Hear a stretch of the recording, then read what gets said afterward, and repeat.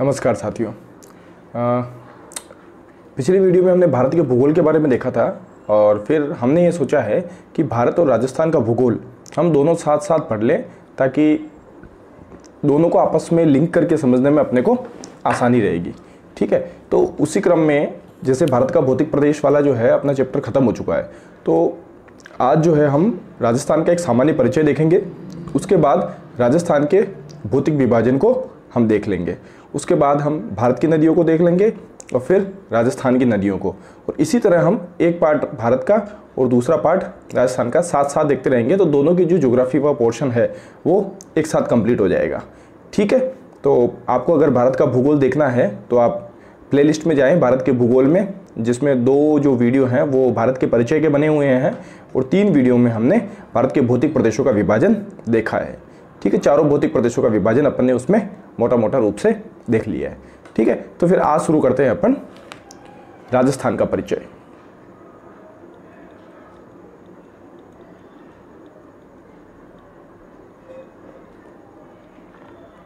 राजस्थान का परिचय, या अपन इसको कह सकते हैं राजस्थान की अवस्थिति।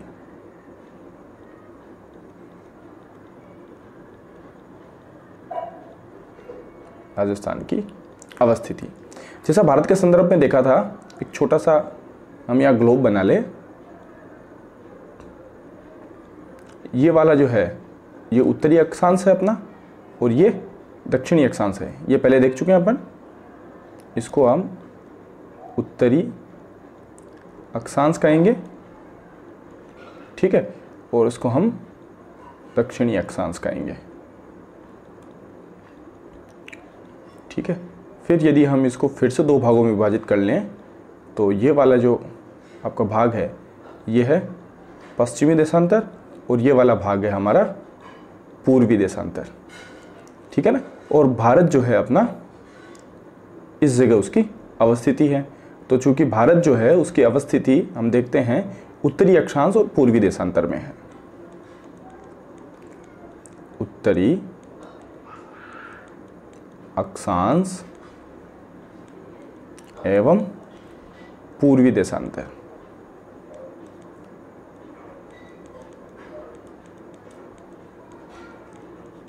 ठीक है,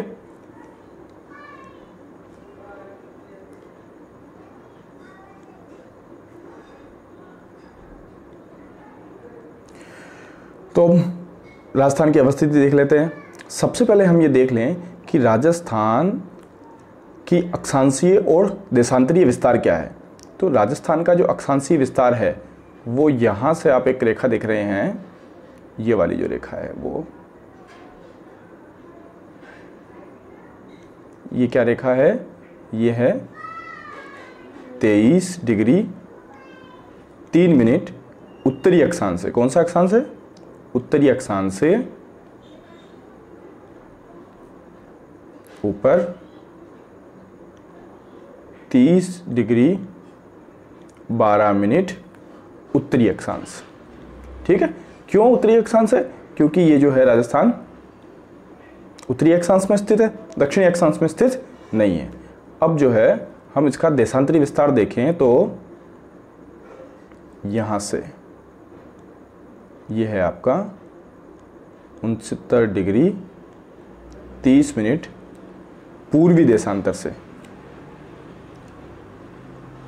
78 डिग्री 17 मिनट पूर्वी देशांतर तक। समझ में आ गया? 23-3 से 30-12 और 69-30 से 78-17। ये जो है राजस्थान के संदर्भ में आपको ये जो दोनों आंकड़े हैं वो याद हो जाने चाहिए। 23-3 से 30-12 और 69 डिग्री 30 मिनट से 78 डिग्री 17 मिनट। इसको आप याद कर लें। याद करने का तरीका देखो, अपने को पता है कि 23.5 डिग्री कर्क रेखा वो राजस्थान से गुजरती है, वो अपने दक्षिणतम भाग ये वाली जो है, इसका चेंज करके मैं दिखाऊं आपको, ये है आपकी कर्क रेखा। ये देखिए डूंगरपुर के बिल्कुल नीचे स्पर्श करती हुई बांसवाड़ा को लगभग आधा विभाजित करती हुई गुजरती है। तो चूंकि 23.5 डिग्री यहाँ से गुजरती है, इसका मतलब 23.3 इसकी दक्षिणतम बिंदु होगी। ठीक है, ये अपने को ध्यान रखना है, इसको रट लेना है। 23 3 से 30 12, 69 30 से 78 17, इसको 10-15 बार देखें, इसको रट लें। ठीक है ना, और कोई तरीका नहीं है, इसको याद कर लें आप, क्योंकि ये जो है क्वेश्चन पूछा हुआ पहले क्वेश्चन है। ठीक है, तो ये इसका अक्षांशीय विस्तार और ये देशांतरी विस्तार अपने देख लिया। अब हम देख लेते हैं इसकी उत्तर से, यह है इसका उत्तरी भाग, ये इसका दक्षिणी भाग है, ये इसका पूर्वी भाग है और ये है इसका पश्चिमी भाग। यदि उत्तर से दक्षिण तक इसकी लंबाई देखें तो आप ये देखेंगे 826 किलोमीटर। ठीक है ना, ये आपकी 826 किलोमीटर। इसको यूं बना दूं मैं, ये उत्तर से दक्षिण, ये लंबाई हो गई आपकी 826 किलोमीटर। ठीक है, अब जो यहाँ जो बिंदु है वो है आपका इसका दक्षिणतम बिंदु बोरकुंडा गांव।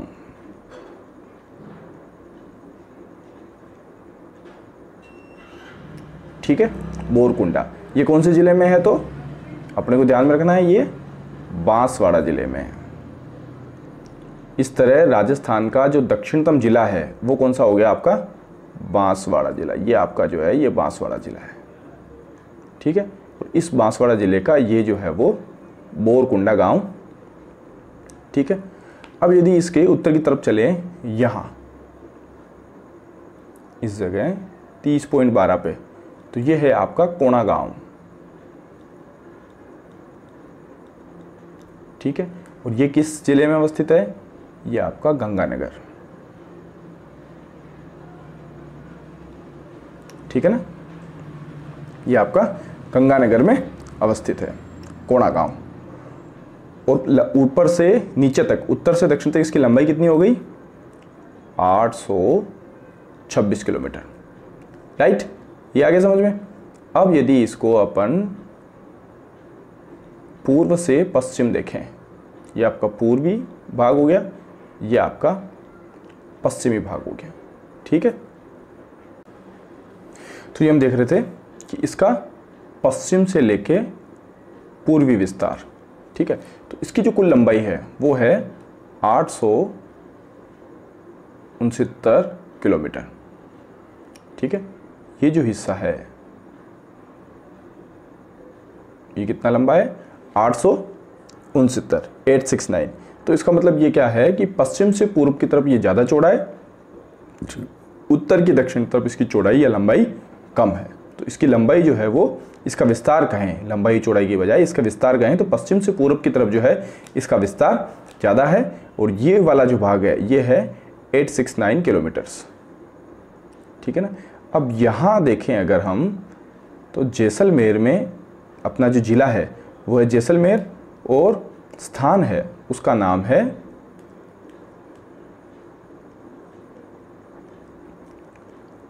कटरा गांव। राइट,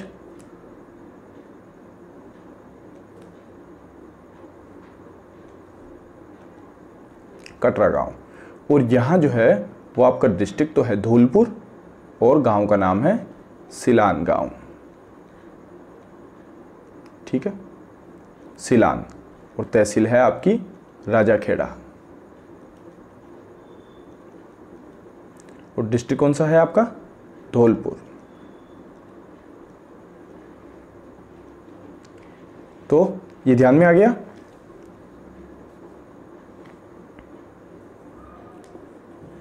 ये इसकी अवस्थिति वापस देख लें, उत्तर में कोणा गांव से लेकर दक्षिण में बोरकुंडा गांव तक इसकी कुल लंबाई 826 किलोमीटर है। पश्चिम में जैसलमेर जिले के कटरा गांव से लेकर पूर्व में धौलपुर जिले के सिलान गांव तक इसकी लंबाई 869 किलोमीटर है। ठीक है, इसका अक्षांशीय विस्तार 23 डिग्री 3 मिनट से 30 डिग्री 12 उत्तरी अक्षांश तक और इसका देशांतरीय विस्तार 69 डिग्री 30 मिनट से 97 डिग्री 17 मिनट तक है। ठीक है, तो ये अपने को पूरा ध्यान में आ गया इसका अक्षांशीय और देशांतीय विस्तार। अब जो एक मुख्य चीज़ जो आप देखते हैं कि चूंकि कर्क रेखा इसके 2 जिलों से गुजरती है, ये वाला हिस्सा डूंगरपुर और बांसवाड़ा, और हम सभी को ध्यान में है कि भूमध्य रेखा, कर्क रेखा और मकर रेखा, इन तीनों पर सूर्य की किरणें जो है निश्चित समयावधि में सीधी पड़ती है। ठीक है, अब इसका मतलब ये है कि यहाँ अगर सूर्य की किरणें कर्क रेखा पर सीधी पड़ रही है, यानी अगर बांसवाड़ा जिले में सूर्य की किरणें सीधी पड़ रही है, तो बांसवाड़ा से जैसे जैसे हम उत्तर की ओर चलेंगे सूर्य की किरणें तिरछी पड़ती रहेगी। तो अगर राजस्थान के संदर्भ में ये पूछे कि राजस्थान में कौन से जिले में सूर्य की किरणें सीधी पड़ती है, तो आपका उत्तर होगा बांसवाड़ा। और कौन से जिले में सूर्य की किरणें तिरछी पड़ती है, सबसे तिरछी, तो आपका उत्तर होगा गंगानगर और हनुमानगढ़। चूंकि गंगानगर का जो अक्षांशीय विस्तार है हनुमानगढ़ से ऊपर तक है, इसलिए हम ये कहेंगे कि गंगानगर एकमात्र ऐसा जिला है जहाँ सूर्य की किरणें सबसे ज़्यादा तिरछी पड़ती है।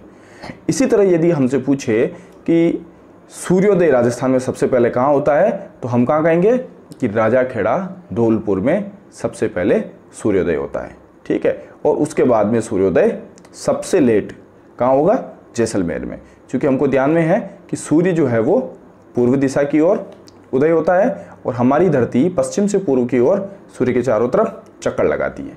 ठीक है, तो मोटा मोटा रूप से समझ में आ गया। चलें आगे फिर।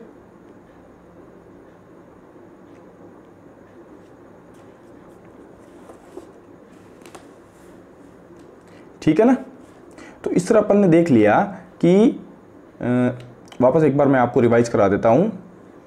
देखो 23 डिग्री 3 मिनट से लेकर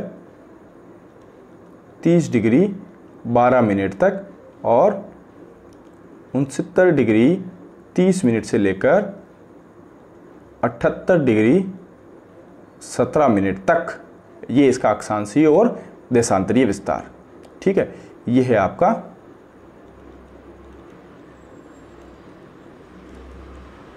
उत्तरीय अक्षांश और ये भी आपका उत्तरीय अक्षांश। ठीक है, और ये पूर्वी देशांतर। ठीक है, ये वाली जो लंबाई है ये कितनी है, 826 किलोमीटर, और ये वाली जो लंबाई है वो है 869 किलोमीटर। ठीक है, ये है आपका बोरकुंडा और ये है आपका कोणा गांव, ये है आपका कटरा और ये है ये वाला हिस्सा, ये है सिलान गांव। इस तरह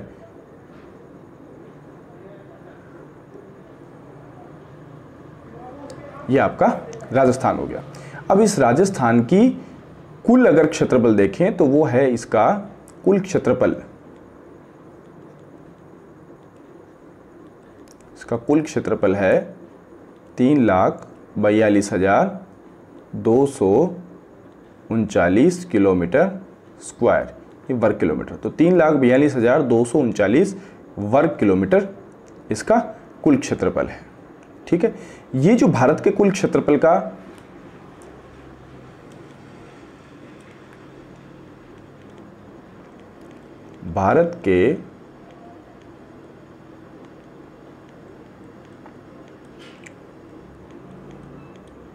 कुल क्षेत्रफल का 10.41% है। ठीक है, ये हमने देख लिया। कर्क रेखा इसके 2 जिलों से गुजरती है,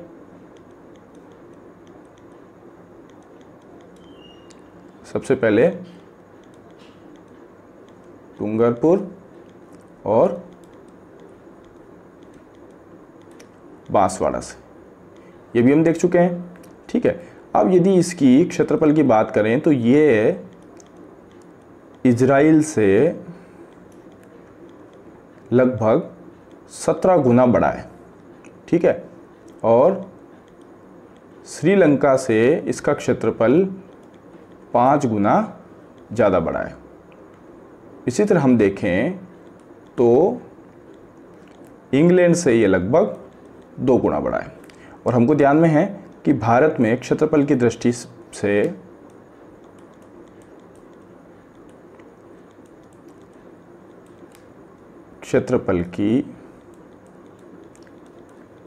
से इसका प्रथम स्थान है। ठीक है, ये समझ में आ गया अपने को।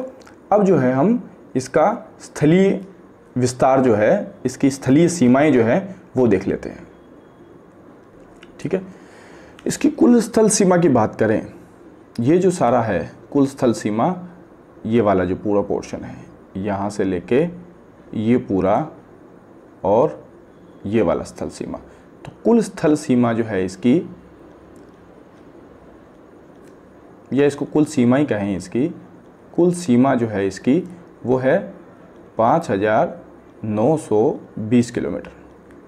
ठीक है, इसमें से 1,070 किमी ये है इंटरनेशनल बॉर्डर, अंतर्राष्ट्रीय सीमा, ये वाली यहाँ से लेके यहाँ तक जो है, यानी हिंदू कोट से लेके आपका भलगांव। ठीक है, तो इसको यूं देखें आप,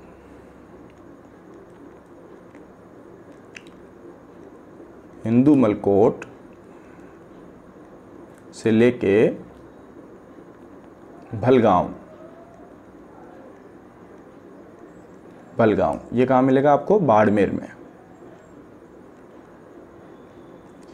ये हिंदू मलकोट से, ये आपका हिंदू मलकोट है यहाँ, और यहाँ आपका भलगांव है, सॉरी ये वाला जो पोर्शन बाड़मेर। ठीक है, यानी यहाँ से लेके यहाँ तक ये कितना किलोमीटर है? 1,070 किलोमीटर। इसमें यदि जिलेवार देखें हम, तो जो गंगानगर है वो लगभग 210 किलोमीटर, ये आपको दिख रहा है। बीकानेर जो है इसकी स्थलीय सीमा, अंतर्राष्ट्रीय सीमा जो है वो है 168 किलोमीटर्स, ये आपको दिख रहा होगा, नहीं तो मैं लिख देता हूँ यहाँ 168 किलोमीटर। जैसलमेर की 464 किलोमीटर और बाड़मेर की 228 किलोमीटर।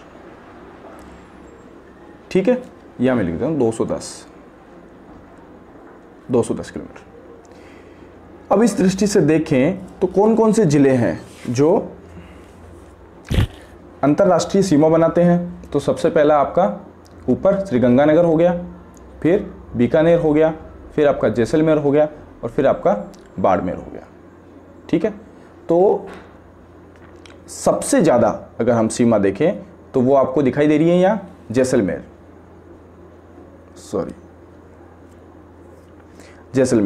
और न्यूनतम सीमा देखें तो आप देखेंगे बीकानेर की।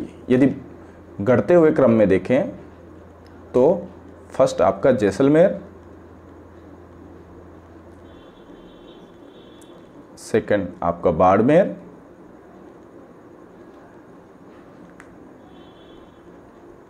थर्ड जो है वो आपका गंगानगर,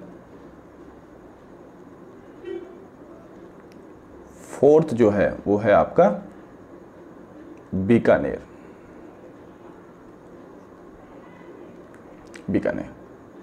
ठीक है, अंतर्राष्ट्रीय सीमा और कुल स्थलीय सीमा है हमने देख लिए। ठीक है, अब यदि अंतर्राष्ट्रीय सीमा के निकट शहर देखें आप,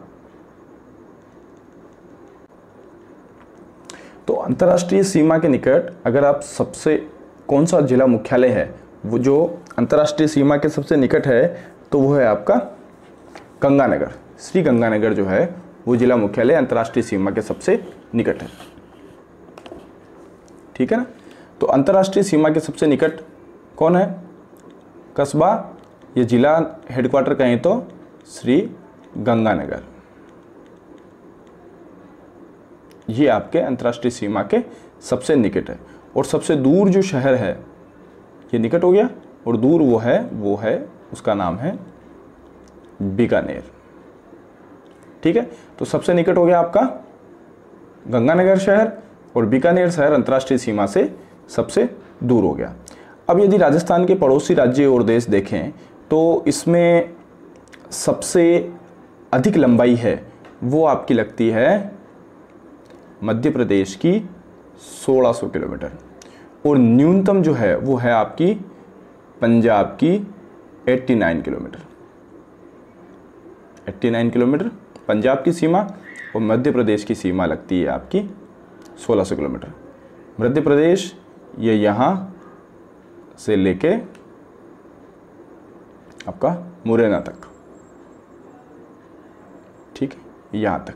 फिर उसके बाद ये यहाँ से लेके यहाँ तक उत्तर प्रदेश, फिर ये यहाँ से यहाँ तक हरियाणा, और फिर जो है ये पंजाब।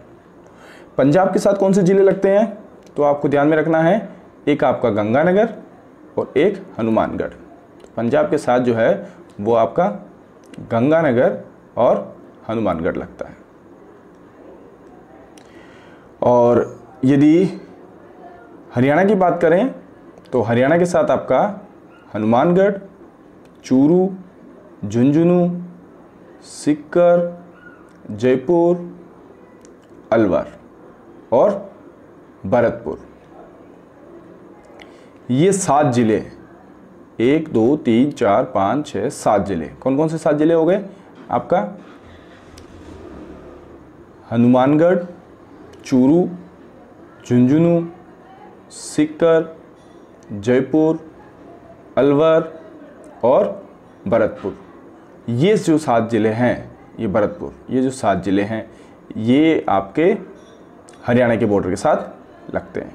अब यूपी की बात करें हम तो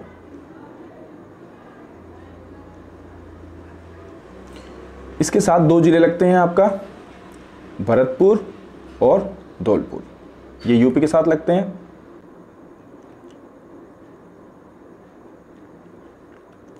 एमपी की बात करें तो आपका धौलपुर, करौली, सवाई माधोपुर, कोटा, बारा, झालावाड़, भीलवाड़ा, चित्तौड़गढ़, प्रतापगढ़ और बांसवाड़ा, ये ज़िले आपके एमपी के साथ लगते हैं। गुजरात की बात करें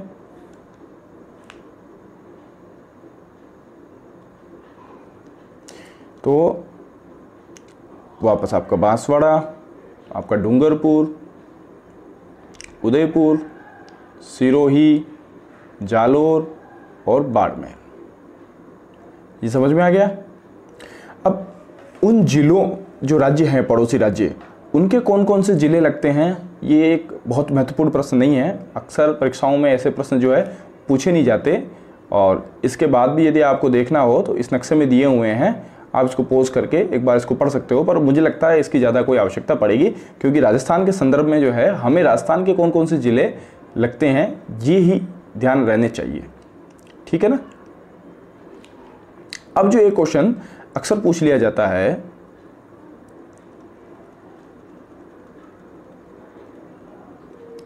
वो ये है कि राजस्थान के अंदर ऐसे कितने ज़िले हैं जिनकी न किसी देश से, कितने ज़िले,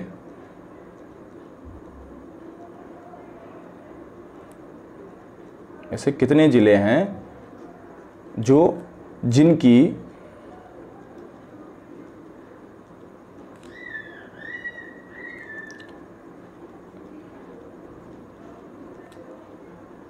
किसी भी राज्य से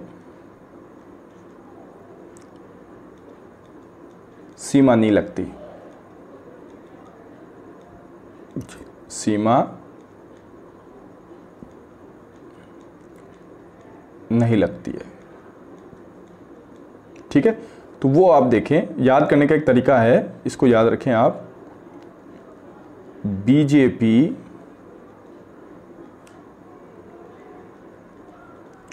ट्रेंड, ये एक हमारे मित्र है, उन्होंने आविष्कार किया था इस फार्मूले का। इससे आप याद रख सकते हैं कि ऐसे कुल जिले हैं 1 2 3 4 5 6 7 8 जिले। 8 जिले ऐसे हैं जिनकी सीमा किसी भी राज्य से या किसी भी देश से नहीं लगती है। वो कौन कौन से हैं देखें आप। सबसे पहले आप आ जाएं बी यानी बूंदी में, ठीक है। अब आ गया आपका जे यानी जोधपुर, ठीक है। पी यानी आपका पाली, और फिर टी यानी आपका टोंक, फिर है आर यानी आपका राजसमंद, ए अजमेर, एन नागौर, और डी ये आपका हो गया दौसा। तो ये जो 8 जिले हैं ये आप देखें किसी भी राज्य से ये अपनी सीमा शेयर नहीं कर रहे हैं, ठीक है, ठीक है ना। अब ऐसे कौन से 2 जिले हैं जो अंतर्राज्यीय और अंतर्राष्ट्रीय दोनों सीमाएं बनाते हैं, यानी जो दूसरे राज्य के साथ भी स्पर्श करते हैं और दूसरे देश के साथ भी स्पर्श करते हैं। तो ऐसे केवल अपने 2 ही जिले हैं। आपका फर्स्ट जो है पहला है आपका बाड़मेर, ये पाकिस्तान और ये गुजरात, ठीक है। और दूसरा जो है आपका वो गंगानगर, ठीक है, ये आपका पंजाब और पाकिस्तान के साथ सीमा शेयर करता है, ठीक है ना। अब सबसे बड़े जिले और सबसे छोटे जिले की भी अपन यही बात कर लेते हैं। सबसे बड़ा जिला जो है वो है आपका जैसलमेर, ठीक बात है, कोई दिक्कत ही नहीं। और सबसे छोटा जो जिला है वो है आपका धौलपुर, ठीक है। तो सबसे पश्चिमतम जो है वो सबसे बड़ा जिला है और सबसे पूर्वतम जो है वो सबसे छोटा जिला है।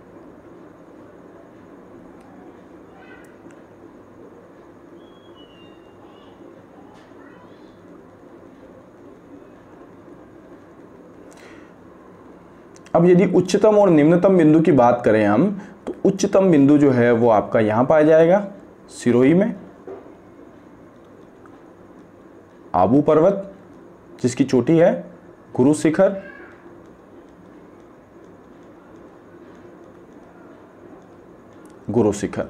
और सबसे न्यूनतम यानी समुद्र तल से भी जिसकी ऊंचाई कम है वो यहां एक झील है, उसका नाम है सांभर झील,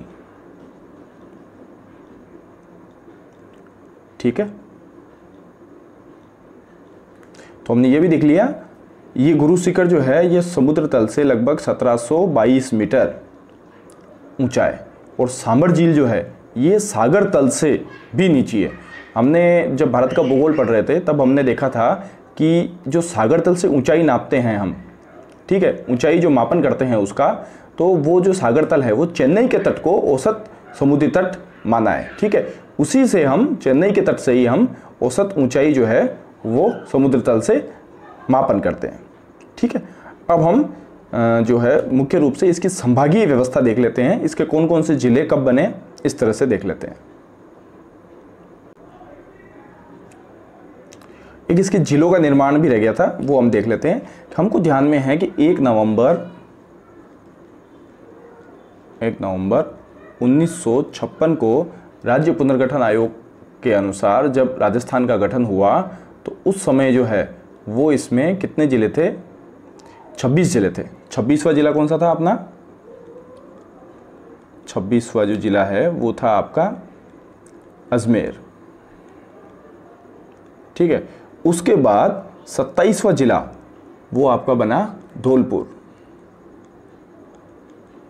27वां जिला धौलपुर बना, वो बना 1982 में। ये ध्यान रह जाएगा, 27वां जिला आपका हो गया धौलपुर।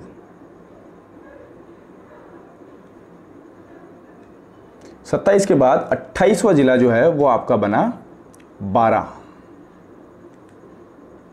ये आपका 28वां जिला, ये बना था आपका 91 में, 1991 में 28वां जिला आपका 12 बना। 29वां जिला आपका बना था दौसा,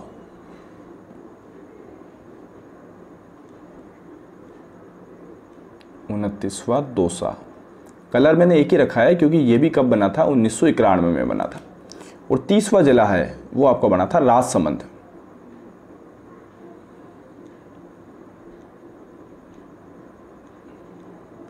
तीसवां जिला आपका राजसमंद बना था।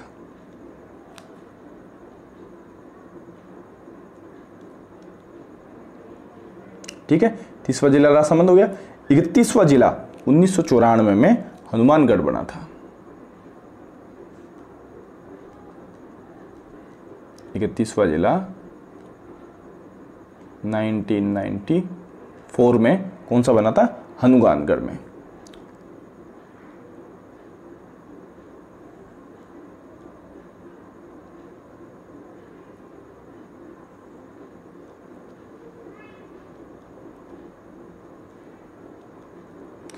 बत्तीसवां जिला जो है वो बना था आपका करौली।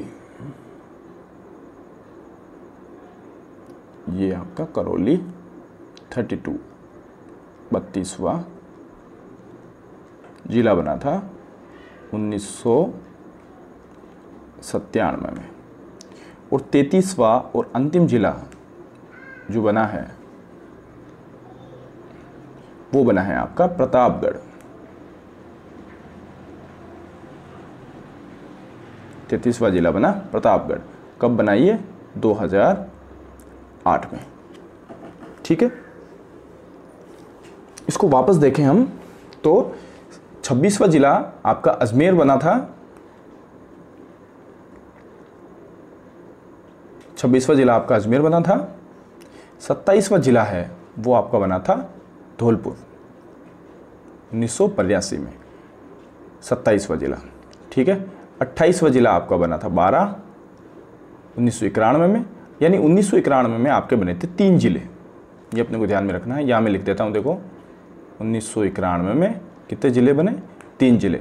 और वो कौन कौन से थे, वो थे आपके 12 राजसमंद और दौसा 1991 में। 12 राजसमंद और दौसा। 30वां 31वां जिला जो है वो आपका बना था हनुमानगढ़ 1994 में। और 32वां जिला वो बना आपका करौली 1997 में। और 33वां जिला आपका प्रतापगढ़ वो 2008 में बन गया था। ठीक है, ये आ गया समझ में अपने को। अब यदि 4 सबसे बड़े जिलों की अपन बात कर लें,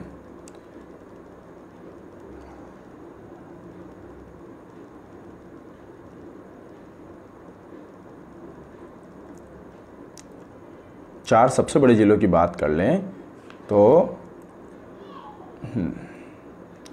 सबसे बड़ा जिला जो है वो है आपका फर्स्ट जैसलमेर।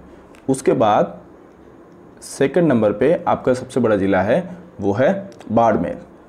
और थर्ड नंबर पे है आपका बीकानेर। और फोर्थ नंबर पे है आपका जोधपुर। इसी प्रकार यदि हम सबसे छोटे ज़िले देखें तो सबसे छोटा जो है वो आपका धौलपुर है। उसके बाद आपका दौसा और फिर आपका डूंगरपुर और फिर प्रतापगढ़। ठीक है, तो ये ध्यान में आ गया।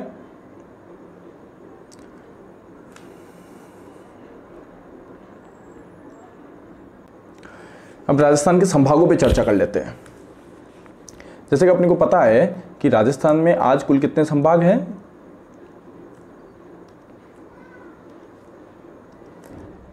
कुल है आपके 7 संभाग।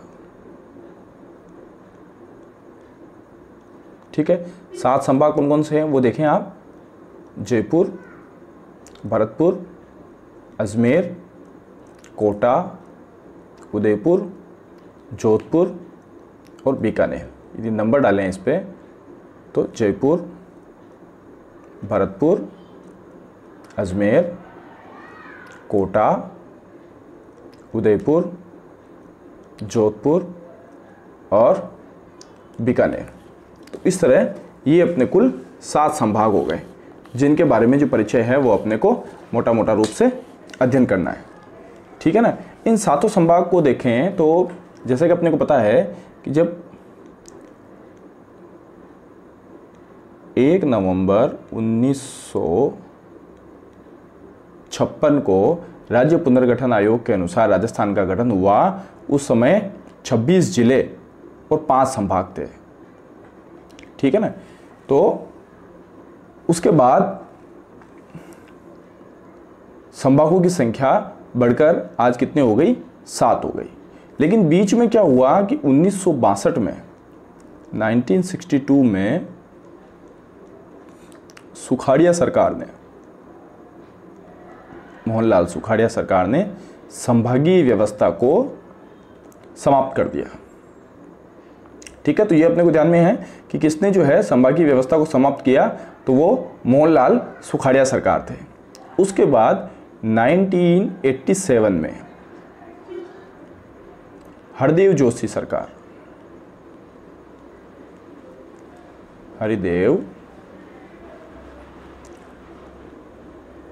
हरदेव जोशी सरकार, इसने 6 संभागों में इसको बांटा था। और अपने को ध्यान में है, ये बहुत सामान्य फैक्ट है कि 2005 में 7वां जो संभाग है वो भरतपुर संभाग के नाम से बन गया था। अब केवल इसमें संभाग में 2 चीज़ जो महत्वपूर्ण है वो हम देख लेते हैं। एक तो अब सबसे पहले ये देख लेते हैं कि सबसे बड़ा संभाग हम 2 दृष्टिकोण से देखेंगे। एक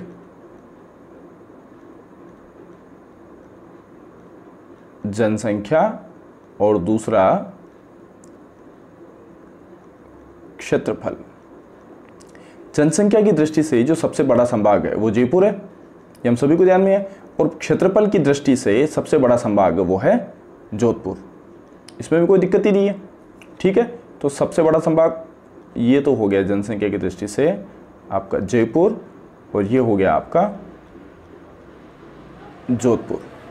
अब जनसंख्या की दृष्टिकोण से सबसे छोटा संभाग ये देखें तो वो है आपका कोटा। यह है जनसंख्या की दृष्टिकोण से सबसे छोटा संभाग। और क्षेत्रफल के दृष्टिकोण से सबसे छोटा संभाग देखें तो वो है आपका भरतपुर।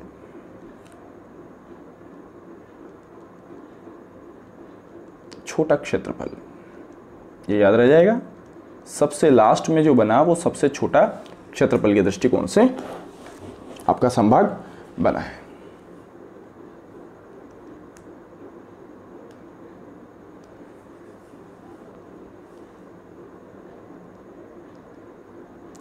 ठीक है, ये ध्यान में रह जाएगा अपने। जनसंख्या की दृष्टिकोण से सबसे बड़ा संभाग कौन सा है, तो वो अपने को ध्यान में रहना है जयपुर। और जनसंख्या की दृष्टि से सबसे छोटा संभाग है वो आपका कोटा। क्षेत्रफल की दृष्टि से ये ऐसे याद रह जाएगा आपको। ये देखो, ये आपकी जनसंख्या सबसे बड़ा जो है वो जयपुर और सबसे छोटा कोटा। और ये आपका क्षेत्रफल सबसे बड़ा आपका जोधपुर और सबसे छोटा आपका भरतपुर 2005 में बना था आपने। अब कुछ ऐतिहासिक और भौगोलिक उपनाम दिए हुए हैं, उनको भी हम यहाँ देख लेते हैं।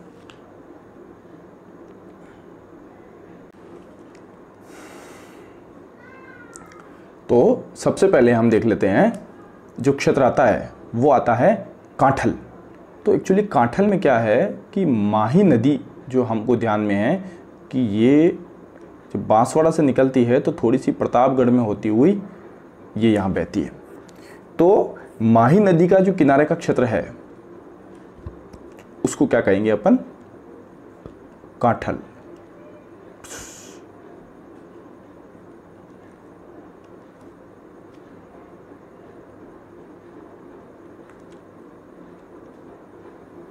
ठीक है, तो ये आपका कांठल हो गया प्रतापगढ़।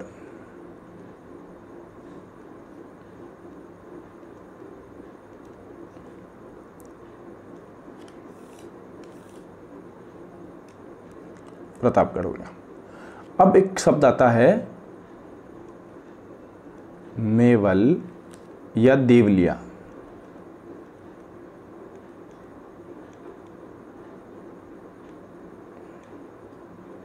मेवल या देवलिया, ठीक है। ये जो है ये डूंगरपुर बांसवाड़ा के बीच का भाग है। ये वापस इसको देखें एक चीज़ को अपन मिटा ले पहले। काठल समझ में आ गया आपके?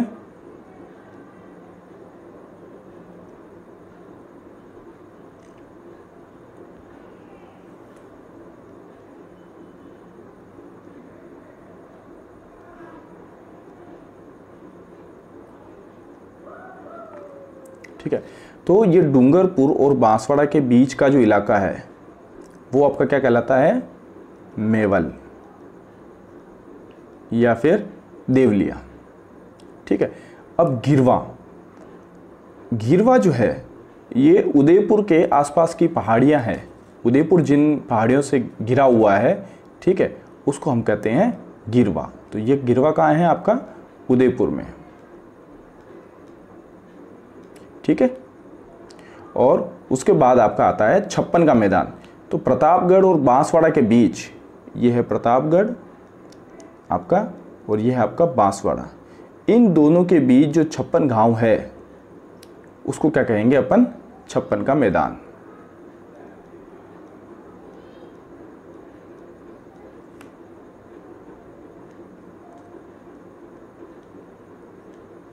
छप्पन का मैदान।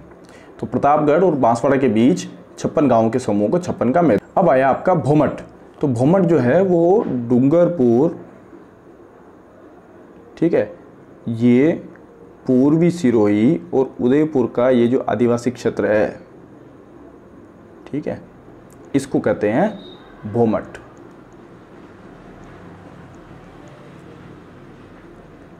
ठीक है ना। भोमट के बाद आपका जो इलाका आता है वो आता है थली। ये जो है आपका इलाका,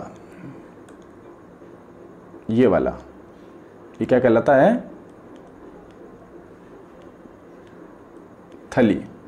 ठीक है, यानी मुख्य रूप से चूरू और उसके आसपास का जो क्षेत्र है, ये आपका जो इलाका है ये कहलाएगा आपका थली।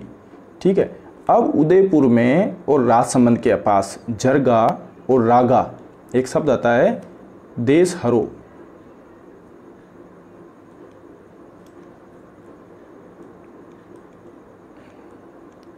देशहरो यानी ये जो पहाड़ियां हैं, ये दो पहाड़ियां हैं, जरगा और रागा। जरगा और रागा ये जो दो पहाड़ियां हैं, इनके बीच का इलाका जो है ये साल भर हरा भरा रहता है, इसी वजह से इसको कहते हैं देशहरो। और ये जो है वो इस क्षेत्र में स्थित है। ठीक है, ढूंढाड़ ये जयपुर वाला क्षेत्र है, ये हम सब जानते हैं इसको। और ऊपरमाल ये जो एरिया है, ये ऊपरमाल का पठार।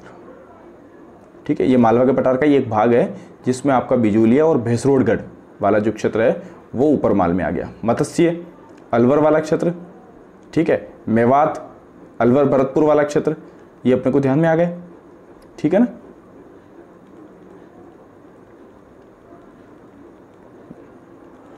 अब जो है कुछ प्राचीन नाम है जो मैं लिख देता हूं, जैसे गंगानगर के आसपास के क्षेत्र को कहते थे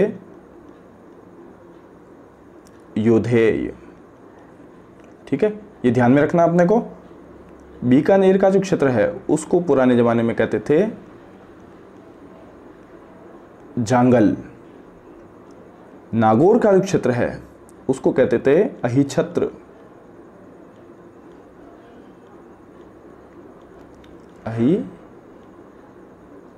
अहिछत्र। ठीक है, अलवर का जो आसपास का क्षेत्र था, यहाँ अलवर को मत्स्य कहते थे, लेकिन अलवर का दिल्ली की से और अलवर के बीच का जो क्षेत्र था वो कहलाता था कुरु जनपद। अलवर को क्या कहते थे? मत्स्य। ठीक है, और ये जो है भरतपुर धौलपुर वाला क्षेत्र, इसको कहते थे पुराने जमाने में सोरसेन। ठीक है, ये हो गया आपका सोरसेन। कोटा बूंदी बारा का जो क्षेत्र था, झालावाड़ कोटा बूंदी, इसको प्राचीन जो नाम है इसका नाम है हय। इसको क्या कहते थे? हय। और श्रीमाल बाड़मेर वाला जो एरिया था इसको कहते थे श्रीमाल। ठीक है, श्रीमाल। जैसलमेर वाला जो क्षेत्र है इसको कहते थे प्राचीन नाम वल्ल, ठीक है ना। आबू सिरोही वाला जो है इसको कहते थे चंद्रावती। अर्बुदा भी कहते थे, तो अर्बुद तो आबू से अपने को ध्यान में आ ही जाता है। चित्तौड़ और उदयपुर वाला जो एरिया है इसका जो प्राचीन नाम है वो था शिवी। शिवी जनपद, उसने आपके बारे में सुना होगा शिवी जनपद के बारे में आप लोगों ने। और गोसुंडा अभिलेख भी यहाँ से जो मिला है उसमें भी शिवी जनपद के बारे में चर्चा है। तो हमारा अभिलेख वाला जो पुरातात्विक सामग्री कहाँ कौन सी मिली है और प्राचीन सभ्यताएं जो है उनके स्थल और उनकी विशेषताओं के बारे में प्लेलिस्ट में आप जा सकते हैं, वहाँ से राजस्थान के इतिहास के संदर्भ में वो वीडियो आप वहाँ से देख सकते हैं, ठीक है ना। अब झालावाड़ का जो क्षेत्र है इसके लिए नाम आता है पालन या दसपुर,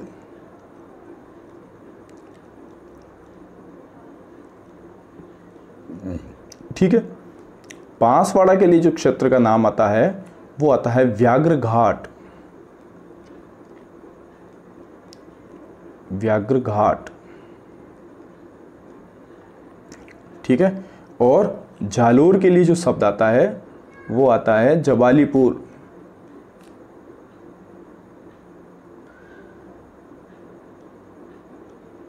जबालीपुर। तो मैं आशा करता हूं कि ये लगभग आपको पूरा समझ में आ गया होगा।